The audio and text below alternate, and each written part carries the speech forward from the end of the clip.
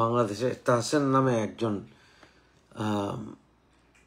শিল্পী, সঙ্গীত শিল্পী, উনি হঠাৎ করে গান গাওয়া থেকে অবসর নিয়েছেন বলে ঘোষণা দিয়েছেন এবং উনি কয়েকটি কথা বলেছেন। উনি বলেছেন বয়স হচ্ছে, চুল পেকেছে, এখন ওই সকল মানে প্রেমের গানটা আবার এসব তার শোভা পায় না। কিন্তু অ্যাট দ্য সেম টাইম উনি দাড়ি রাখা শুরু করেছেন লম্বা করে। অনেকে বলছেন যে উনি ইসলামে ডিভোটেড হয়ে গেছেন, তাই উনি গান বাজনা ছেড়ে দিয়েছেন। এগুলো একটা ব্যাড প্র্যাকটিস, এটা একটা ব্যাড প্র্যাকটিস। আপনি ভাই গান গায়েন না, আপনার মার্কেট নাই, এটা আপনার ইচ্ছা। লতা মঙ্গেশকর মরার আগের দিনও গান গেয়েছে, আপনার সেই যোগ্যতা নাই সেটা বলেন। এতদিন আপনি বুঝেন নাই, হঠাৎ করে আপনি ইমানদার হয়ে গেলেন যে গানে আপনি হারাম খুঁজে পাচ্ছেন, অথবা বয়সে আপনি বুঝেছেন এইসব গান গাওয়া যায় না। কেন? আপনি সঙ্গীত শিল্পী, আপনি সব বয়সে আপনি প্রেমের গান গাইতে পারেন। আপনার তো আপনি নিজের জন্য গান না, আপনার গান দর্শক এন্টারটেনমেন্টের জন্য। আপনার বয়স দেখে আলু হবে, রাইট? মানুষের শোনার জিনিস মানুষ শুনবে। এই সকল মোল্লাগিরি বাদ দেন। তাহসানকে বলছে, আপনি যদি আমার ভিডিও শুনে থাকেন, এইসব মোল্লাগিরি বাদ দেন, এগুলো ব্যাড প্র্যাকটিস। অনেকে আছে সারা জীবন বদমাইশি করে হঠাৎ করে লাস্ট মোমেন্টে আমি এখন থেকে সিনেমা করব না, সাবানার মতো সাবান হয়ে যায়। এখন থেকে সিনেমা করব না, আমি এখন থেকে আল্লাহর পথে চলে গেছি, আপনার রোজার সময় আমার সিনেমা প্রচার করবেন না দয়া করে, ইত্যাদি। তাহলে এতদিন যে বদমাইশি করে মানুষ রং ঢং করে যে টাকা পয়সা কামাইছেন সেটাও দিয়ে দেন, সেটা তো দিবেন না। ওই সময় ঠিক আছে না? যাই হোক, এনিওয়ে, দেখেন এরা প্রকৃতি ইসলামের কিছু জানে না। এগুলো হচ্ছে সব লেবাস, হঠাৎ করে মানে ইসলামিক হয়ে যাওয়া। কিছুদিন পরে এরা অতি ধার্মিক হয়ে হয় জঙ্গি হবে, নাহলে হাঁপিয়ে উঠবে এবং আশেপাশে মানুষের জীবনটা হাঁপায় তুলবে এবং একটা ব্যাড একটা মেসেজ দিবে। আমি অনেক সম্ভ্রান্ত সঙ্গীত শিল্পী পরিবার জানি যারা নামাজ রোজাও পড়ে এবং তারা আপনার ইসলামও পালন করে এবং আবার সঙ্গীত চর্চা করে তাদের বাসায়। অনেক শিল্পী আছে, বাংলাদেশের বিখ্যাত শিল্পী অনেকেই আছেন, অনেক শিল্পী পরিবার আছে এরকম। আসাদুল্লাহর পরিবারটা এরকম, আমি তাদেরকে চিনি, কারণ আসাদুল্লাহর মেয়ে প্রীতি আমার ক্লাসমেট ছিল ঢাকা ইউনিভার্সিটিতে লতে। যাই হোক, আসাদুল্লাহর বোনকে আপনারা চিনেন, বিখ্যাত ফিরোজা বেগম, ওনার জীবনী আপনারা জানেন। এছাড়াও আরো অনেক পরিবার আছে। তাহসান উনি যদি এমনিতেই গান ছেড়ে থাকেন, উনি বুঝেছেন ওনার কোনো ক্যারিয়ার নাই, তাহলে ভিন্ন কথা। কিন্তু এই বয়সে ক্যারিয়ার থাকবে না, আরো 70-80 বছর বয়স পর্যন্ত মানুষ গান গায়। আপনি যদি পিওর সঙ্গী শিল্পী হতেন তাহলে আপনি এগুলি এইসব কথা বলতেন না। তা এখন গান বাজনা কি ইসলামে হারাম কিনা, আমি আপনাদেরকে কয়েকদিন আগে আমার একটি ডিটেইলড ভিডিও দিয়েছি, যেখানে আমি প্রমাণ করেছি প্রথমত কোরআনে কোথাও নাই গান বাজনা হারাম, বাজনা শব্দটাই কোরআনে নাই। এনিওয়ে, তো গান হারাম এটা কোরআনে কোথাও নাই। একেবারে ঘোরায় পেঁচায় ভাত খায়েন না। হারাম যদি কোনো কিছু করতে হয় সেটা আল্লাহ বলতে হবে, আর কেউ বললে হবে না। আল্লাহ বলতে হবে যে নিষিদ্ধ, আল্লাহ গান বাজনা হারাম করেন নাই, স্ট্রেট অ্যাওয়ে নো। আর হাদিসের কথা বলেন, দেখেন আপনি আপনাদেরকে বহুবার বলেছি, ইভেন কে সৌদি সরকার, সৌদি সালমানও উনি বলেছেন, প্রিন্স, যে হাদিসে অনেক গন্ডগোল আছে, এই হাদিসগুলো রিভাইজ দরকার এবং কোরআনের সঙ্গে সাংঘর্ষিক হাদিস অ্যাকসেপ্টেবল না, এক কথায় না। সুতরাং হাদিস দিয়ে কোনো কিছু হারাম করে ফেলবেন, এটা হবে না ভাই। Answer is no. অনেকগুলো কারণ আছে। 11 শতাব্দীর আগে, আপনি চ্যালেঞ্জ করে দিচ্ছেন, বহুবার বলেছি, 11 শতাব্দীর আগে আপনি বুখারী হাদিস, বুখারী, মুসলিম, তিরমিজি, নাসাই, আবু দাউদ, ইবনে মাজাহ, একটা হাদিসের কোন ডকুমেন্টারি এভিডেন্স আপনি খুঁজেই পাবেন না, অস্তিত্বই কোনো ডকুমেন্টের নথিতে খুঁজে পাবেন না। 11 শতাব্দীর আগে কোন সহিহ হাদিসে কোনো প্রমাণই খুঁজে পাবেন না। 11 শতাব্দী এসে হঠাৎ করে আপনি হাদিস বই পেয়ে গেলেন আর আপনি বলছেন অমুক থেকে অমুক, অমুক থেকে অমুক, ওই সনদেও সায়েন্টিফিক্যালি গন্ডগোল আছে। শুধু এই কারণেই তুর্কি সরকার, সৌদি সরকার এগুলিকে আবার রিভাইজ করার পরিকল্পনা হাতে নিয়েছেন। এগুলো মুসলিম বিশ্বকে বিভ্রান্ত করছে, মানুষকে নাস্তিকতার দিকে ঠেলে দিচ্ছে, ধর্মদ্রোহী করছে, ইসলামের প্রতি বিদ্বেষ সৃষ্টি করছে এবং মোল্লারা সুযোগ পাচ্ছে, কারণ মোল্লারা এই হাদিসগুলিকে ব্যবহার করে আপনাদেরকে পথভ্রষ্ট করতে, সমাজকে ধ্বংস করতে, এগুলি মানুষকে বর্বর করে, ঘৃণা সৃষ্টি করে। এই দেখেন বর্তমানে মোল্লারা যে জামাতের বট, এরা কি গালাগালি করে, কারণ এদেরকে গালাগালি ট্রেনিং দেওয়া হয়, কিন্তু আমার কাছে এসব ধরা খায়। ওদের মা এবং বোন এবং 14 গোষ্ঠীকে এমন জবাব দেই। আমি ঢাকায় পড়লাম তো, বুঝেন না, আমি তো আপনাদের মতো মানে হয়তোবা হাইব্রিড না, আমি ঢাকাইয়া বলা, বুঝতে পারছেন? ঢাকাইয়া বলার গালি দেওয়ার, আমার সামনে যদি গালি পড়ে এটার আমি উত্তর দেবে, এমন গালি দেই যে বাসায় গিয়ে বমি করে, এমন গালি দেই। সুতরাং ওই বট বাহিনী যারা গালি দেয় তারা মনে করে মুফাজ্জল ইসলাম উনি একদম পরিচিত মানুষ, উনি গালি দিবে না, দিব এবং তোদের মা বাপ তুলে এমন গালি দিব মানে বাসায় গিয়ে বমি করতে হবে। তো যাই হোক, নিবে ওদের যারা এরকম স্বভাবের, তারা যারা কিনা আপনাদের এখানে কোনো কিছু পোস্ট করলে আপনাকে নাস্তিক, মুরতাদ, কাফের এভাবে গালি দেয়, তারা পেইড, ওই যে বলেছেন আজকে ওই যে তাহের, মিস্টার তাহের জামাতের আমির, যে তাদের 50 লক্ষ সোলজার আছে, গেরিলা ফাইটার এটা না, এগুলো হচ্ছে সব বট বাহিনী, ভীতু, কাওয়ার্ড, বট, পেইড বট। এরা এরকম ভাবে ট্রেনিং পায়, গালি দিয়ে, হুমকি দিয়ে, হ্যারাস করে মানুষকে চুপ করাবে। বাট এনিওয়ে, আসলে এরাই হারাম কাজ করে। এদের কাজ গান বাজনা তো ভালো জিনিস, মানুষের অ্যাস্থেটিক মাইন্ড ডেভেলপ করে, মানুষের সংস্কৃতি মনে করে, মানুষকে মন উদার করে গান বাজনা। ইসলামের ইতিহাসে এবং মুসলিমদের ইতিহাসে প্রচুর বিখ্যাত সঙ্গীত শিল্পীরা এসেছেন। এই যে ফাতে আলী খান পরিবার, নুসরাত ফাতে আলী খান এবং ওদের রাহাত ফাতে আলী খান, এদের পরিবার 200 বছরের পরিবার, উপমহাদেশে বিখ্যাত সঙ্গীত শিল্পী পরিবার। কত গজল শিল্পী এসছে উপমহাদেশে। মুসলমানরা সঙ্গীত দিয়েছে, সঙ্গীত মূর্ছনা দিয়েছে, সঙ্গীত সৃষ্টি করেছে, শিল্প দিয়েছে, সাহিত্য দিয়েছে। উপমহাদেশের সবচেয়ে বিখ্যাত অভিনেতারাই তো মুসলমান। বলিউডের সবচেয়ে বিখ্যাত খানরা রাজত্ব করছে, বিখ্যাত অভিনেতারা, এমনকি বলিউডে বলতে বিখ্যাত অনেক সঙ্গীত শিল্পী, বলিউডে অনেক সঙ্গীত শিল্পী, অনেক বড় বড় অর্কেস্ট্রা শিল্পী যারা মুসলমান, কনভার্ট মুসলিম, তারা খ্রিস্টান ছিল, মুসলিম হয়েছে। আইস কিউব এদের মধ্যে একজন বিখ্যাত কম্পোজার, কিন্তু সে কিন্তু কনভার্ট মুসলিম, জানতেন এটা? সে কিন্তু কনভার্ট মুসলিম। এরকম অনেক আছে যারা কিনা গান ত্যাগ করেনি কিন্তু তারা মুসলিম। এমনকি বিখ্যাত সঙ্গীত শিল্পী ইয়াং বয়সে, যেখানে খ্রিস্টান থেকে মুসলমান হচ্ছে, ক্যাট স্টিভেন্সের একসময় বিখ্যাত ছিলেন। উনি পরে মুসলমান হয়ে উনি গান বাজনা ছেড়ে দিয়েছিলেন, ওনার পর নাম ধারণ করেন ইউসুফ ইসলাম। তারপর উনি বুঝেছেন যে গান বাজনা একেবারে পুরো ব্যান করে দেওয়া এটা ইসলামিক না, এটা ভুল হয়েছে।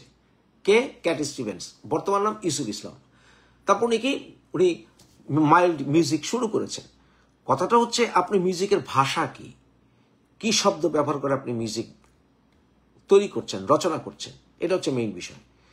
এই মিউজিকের ভিতরে কি কোনো উগ্রতা আছে কিনা এগুলো দেখতে হবে আপনাকে। মিউজিকে কত ভালো কিছু আছে, অভিনয়ে কত ভালো কিছু আছে, কবিতাতে কত ভালো কিছু আছে। এগুলো মানে যারা ইসলাম সম্বন্ধে সারফেস নলেজ রাখে তারা এগুলো বুঝবে না। মানে যারা ক্রিয়েটিভ না তারা এগুলোকে ঘৃণা করবে। ক্রিয়েটিভ যে কোনো কিছুকে কারা ঘৃণা করে? যারা নিজেরা ক্রিয়েটিভ না। এই মোল্লারা ক্রিয়েটিভ না, তারা ক্রিয়েটিভিটির নামে হচ্ছে নোংরামি ছড়ায়। দেখেন, এই যে মোল্লারা প্রথমত ওয়াজ করে, আমার হিসেবে ওয়াজ বরঞ্চ হারাম।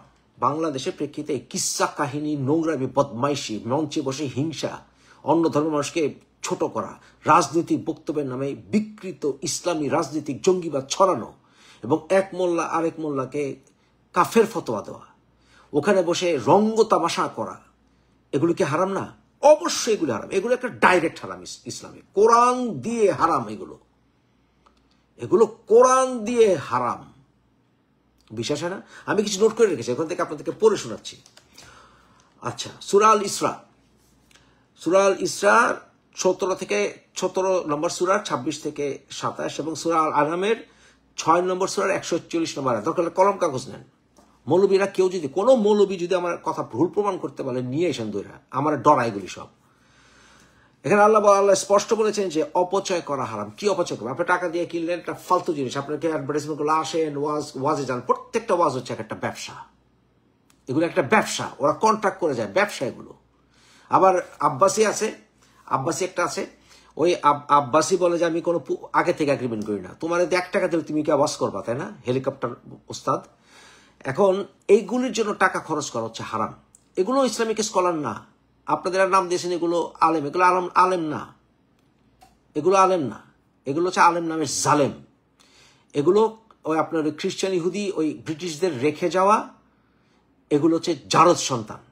কারণ এই আলিয়া মাদ্রাসা ব্রিটিশরা এস্টাবলিশ করে গিয়েছিল এবং তারা প্রায় 150 বছর তাদের এই যে আলিয়া মাদ্রাসার প্রিন্সিপাল ছিল খ্রিস্টান ব্রিটিশরা। তারা কারিকুলামে একদম একটা জেনারেশন বানিয়ে দিয়ে গেছে যারা কিনা মোল্লা হবে, ক্লার্জি হবে, অথচ মোল্লাগিরি করার কোরআন বিরুদ্ধ। এই মোল্লাগিরি সৃষ্টি করা, মোল্লা না হলে আপনি নামাজ পড়তে পারবেন না, মোল্লা না হলে আপনি বিয়ে দিতে পারবেন না, মোল্লা না হলে আপনি খতনা করতে পারবেন না, মোল্লা না হলে আপনি জানাজা করতে পারবেন না, কে বলেছে? ইসলামে আছে নাকি এটা? এগুলো তারা বিভিন্ন কারণ সৃষ্টি করে। ঠিক মতো উচ্চারণ না করলে নামাজ হবে না, ঠিক মতো এটা না বাঁকা না করলে নামাজ হবে না।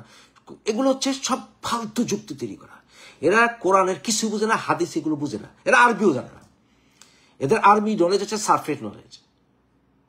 এদের পড়াশোনার দৌড় আমার জানা আছে। এগুলো ইসলামিক গোল্ডেন এইজের যে সকল ইসলামিক স্কলার, এগুলি তা না। ইসলামের গোল্ডেন এইজের যে সকল ইসলামিক স্কলার, এরা তা না। ইসলামিক গোল্ডেন এইজে তারা ছিলেন পলিম্যাথ, বহু গুণে গুণান্বিত। এরা তা নয়, এরা তা নয়। এরা হচ্ছে মোল্লা।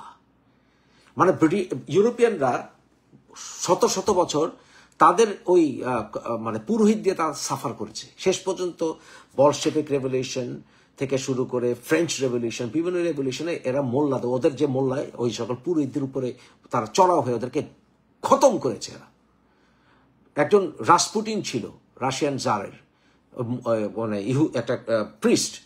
ওই প্রিস্টকে টুকরো টুকরো করে হত্যা করেছিল রাশিয়ান মানুষ, কারণ ফেড আপ হয়ে গেছিল, তারা ফেড আপ হয়ে গেছিল। এই জন্য তারা এখন কোনো মানে ওই তাদের পুরোহিতদের দাপট ওরা মেনে নেয় না। চার্চ এবং স্টেট তারা আলাদা করে ফেলেছে। আমাদের বাংলাদেশে এবং উপমহাদেশে জানে আমরা বরঞ্চ যেন সাফার করি আমাদের পুরোহিতদের দ্বারা। এই পুরোহিত একটা শ্রেণী সৃষ্টি করে গেছে, ইসলাম বিরুদ্ধ পুরোহিত শ্রেণী সৃষ্টি করে গেছে। প্রাচীন ইসলামিক স্কলারিজমে যার মক্তব যা ছিল, সেই মক্তব আর বর্তমান দিনে এই যে মোল্লাদের মাদ্রাসা সেম জিনিস নয়। এই মাদ্রাসা সিস্টেম বন্ধ করতে হবে। এগুলোই বাংলাদেশে যে ওয়াজ, এগুলো উপমহাদেশে ওয়াজ পৃথিবীর কোথাও এভাবে ওয়াজ হয় না। সেখানে সেমিনার হয়, বক্তব্য হয়, মানুষ যায় এবং সেখানে আলোচনার সুযোগ থাকে, কথাবার্তা করার সুযোগ থাকে। এখানে তারা হাজার হাজার মানুষের সামনে রাজনৈতিক বক্তব্যের মতো মানে মেলা করে কথা বলছে। এগুলো শুরু হয়েছিল কোথায়? শুরু হয়েছিল কিস্সা বলা থেকে। কিস্সা, ইতিহাস পড়েন ওয়াজের, কিস্সা। এই সকল মোল্লারা কি কোনো জ্ঞান রাখে? আন্তর্জাতিক আইনের কোনো জ্ঞান রাখে? শিল্প সাহিত্যের কোনো জ্ঞান রাখে? বিজ্ঞানের জ্ঞান রাখে? অথচ এরা সব বিষয়ে কথা বলতে চায় এই মোল্লারা। অথচ তাদের এবিসি নলেজও নাই জ্ঞান সম্বন্ধে। তারা সারফেস নলেজ রাখে, নিজের মাতৃভাষাটা ভালো করে জানে না। গালি দিলে বলে কুতুতার বাচ্চা, কুত্তার বাচ্চা বলে কুতুতার বাচ্চা। বানান দেখেন, একটা লাইন লিখলে প্রতিটা বানান ভুল হবে, 10টা বানান ভুল হয়। এখন সুতরাং আল্লাহ এভাবে আপনাদেরকে টাকা ওয়েস্ট করতে না করেছে এদের পিছনে। ওদের টাকা ওয়েস্ট করবেন না। 17 নম্বর সূরার 26 এবং 27 এবং সূরা আল আনামের 6 নম্বর সূরার 141 নম্বর আয়াত। ঘৃণা ছড়ানো, সহিংসতা উস্কে দেওয়া বা বিদ্রুপ ভরা ওয়াজ শোনার মাধ্যমে মানুষ নিজের সময়, ইমানি মনোভাব ও জীবনের উদ্দেশ্যকে অপচয় করছে। তাই এগুলো কোরআনের আলোকে হারাম। সূরা আল আরাফের 7 নম্বর সূরার 51 নম্বর আয়াত এবং সূরা আল আনামের 6 নম্বর অর্থাৎ 6 নম্বর সূরা 70 নম্বর আয়াত আল্লাহ বলছেন যে যারা দিনকে খেল তামাশা বানায় তাদের ছেড়ে দিতে হবে। ইসলামকে বিদ্রুপ, অশ্লীল ভাষা, ঠাট্টার মাধ্যমে প্রচার করা আসলে দিনকে মকারি বানানো। যারা এই ধরনের ওয়াজ যায় বা তারা মূলত সেই গোষ্ঠীর অন্তর্ভুক্ত হয়ে যায় যাদের প্রতি কোরআনে আল্লাহ সতর্ক করেছেন। আপনারা কি করছে দেখেন, এ সকল তারা ধর্মকে একটা মকারি বাড়িয়ে ফেলেছে। ওখানে যায় কেন? তারা যায় মানুষ আকৃষ্ট করতে। অথচ প্রকৃত ইসলামিক স্কলার আপনাকে বোঝানোর জন্য টাইম দিবে। এই যে পিএইচডি হয় বর্তমানে, এই পিএইচডি কিন্তু শুরু করেছিল, পিএইচডি যে ধারা এটা কিন্তু মুসলমানদের থেকে শুরু হয়েছে। 1-to-1 তারা আলোচনা, গুরু মানে গুরু বা শিক্ষক আপনাকে উনি শেখাবেন, আপনার ওয়ালি হবেন, আপনার গাইড হবেন। এটা ইসলাম থেকে এসছে। আধুনিক যে পিএইচডি সিস্টেম সেটা এক ধারা, কিন্তু 1-to-1 এটা ইসলামিক।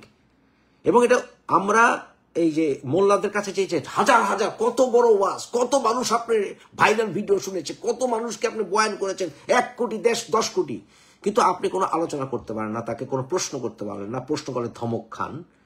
তারা চিৎকার ছাড়া কথা বলে না, উগ্রতা ছাড়া তারা ভাষণ দেয় না, হুঙ্কার ছাড়া কথা বলে না। এই যে আব্বাসী, সে আস্তাগফিরুল্লাহ, সে নবীর বংশ দাবি করে। এটা একটা বাজে লোক, ভুয়া পিএইচডি, বাজে লোক। নিজের 6 জেনারেশন আগে নিজের জেনারেশন প্রুফ করতে পারবে না, নিজেকে নবীর বংশ দাবি করে। এক টেরা আব্বাসী। হ্যাঁ, তার পার্সোনা দেখেছেন, ভয়ঙ্কর। তার মানে কথা বললে মনে রেগে থাকে। অথচ এটা কোরআনিক নয়। আল্লাহ বলেছেন রসুলের পার্সোনালিটি যদি এমন হতো তাহলে তার কাছে কেউ আসতো না, তার সাহাবারা তার কাছে আসতো না, মানুষ ইমান গ্রহণ করতো না। এই ধরনের মানুষের কাছে যাওয়া কি আপনার জন্য অ্যাকসেপ্টেবল? তাই তারা যারা ধর্মকে বিদ্রুপ, ব্যঙ্গ, বিদ্রুপ, মজা, তামাশা, মানে আপনার একটা এন্টারটেনমেন্ট বানায় যারা, তাদের কাছ থেকে ইসলামের মতো একটা গুরুত্বপূর্ণ জিনিস শেখার আপনার উচিত না। এইসব ওয়াজ হচ্ছে হারাম, তারা খেল তামাশা বানিয়েছে। সুতরাং ওয়াজ শোনা বরঞ্চ, বাংলাদেশের মোল্লাদের ওয়াজ শোনা বরঞ্চ হারাম। অর্থহীন বিনোদন, বিভ্রান্তিকর বক্তব্য। সূরা লোকমান 31 নম্বর সূরা 6 নম্বর আয়াতে আল্লাহ বলেন, আর মানুষের মধ্যে কেউ কেউ আছে যারা অর্থহীন বকওয়াস ক্রয় করে, যাতে মানুষকে আল্লাহর পথ থেকে বিভ্রান্ত করে এবং সেটাকে বিদ্রুপ বানায়। এই যে বিষয়টা, এটাকে মোল্লারা বলে এটা নাকি গান হারাম। নো, যে সকল গানে বাজে কথা, আমি আগেই বললাম, গানে বাজে কথা থাকে, অশ্লীলতা থাকে, সেগুলি হারাম। কিন্তু ওয়াজ দেখেন তো, কয়টা গান আপনি শুনবেন যে একেবারে জঘন্য, নোংরা? কয়টা গান জানেন আপনারা? কয়টা গান শুনেছেন? বি অনেস্ট, কয়টা গান শুনেছেন? অথচ এই মোল্লাদের ওয়াজগুলি দেখেন তো কি নোংরা নোংরা, এমনকি মানুষের পার্সোনাল বিষয়, সেক্সুয়াল বিষয়, এরা ওপেনলি কথাবার্তা বলে, একজন আরেকজনকে হুঙ্কার দেয়, কাফের ফতোয়া দিয়ে দেয়, এখানে আসলে ফাটায় ফেলবো, ওখানে আসলে গলা কেটে ফেলবো। এই ধরনের ওয়াজ এই বাংলাদেশের 99%। এগুলো হারাম, এগুলো শোনা আপনার জন্য হারাম। এখন আসেন 31 নম্বর সূরা 6 নম্বর আয়াত আপনাদেরকে বললাম। এবং এছাড়া সূরা আল মুমিনুনে আল্লাহ বলেন, তারা অর্থহীন কাজে মুখ ফিরিয়ে নেয়। সুতরাং আপনি অর্থহীন কাজে মুখ ফিরিয়ে নেবেন যারা মুমিন। 23 নম্বর সূরার 3 নম্বর আয়াত। এগুলো চিন্তা ভাবনা করেন। বিখ্যাত সঙ্গীত শিল্পী, বিশ্ববিখ্যাত এ আর রহমান, উনি বিশ্ববিখ্যাত সঙ্গীতজ্ঞ। এইসব তাহসিন মাহসিন ওনার পায়ের যোগ্য না। অথচ এই যে আপনার এ আর রহমান, উনি হিন্দু থেকে মুসলিম হয়েছেন। উনি গান ছেড়ে দিয়েছেন, উনি আরো বিখ্যাত, জগৎ বিখ্যাত শিল্পী হয়েছেন। মুসলিম হওয়ার পরেও উনি জগৎ বিখ্যাত সঙ্গীত শিল্পী হয়েছেন। ওনারা তো গান ছাড়েন নেই, বরং গানকে আরো সমৃদ্ধ করেছেন। এই সকল মোল্লাদের থেকে আল্লাহ আমাদেরকে বাঁচাক, কারণ আমরা অনেকেই বিভ্রান্ত হয়ে যাই এবং যাচ্ছি এই সকল মোল্লাদের কারণে। একটা সময় আসতে হবে, আমি নিশ্চিত বাংলাদেশের মানুষ মোল্লাদেরকে খাটের নিচে খুঁড়বে, ধরে ধরে পেটাবে এই সকল মোল্লাদের। ওই দিন আসতেছে, বেশি দূর নাই।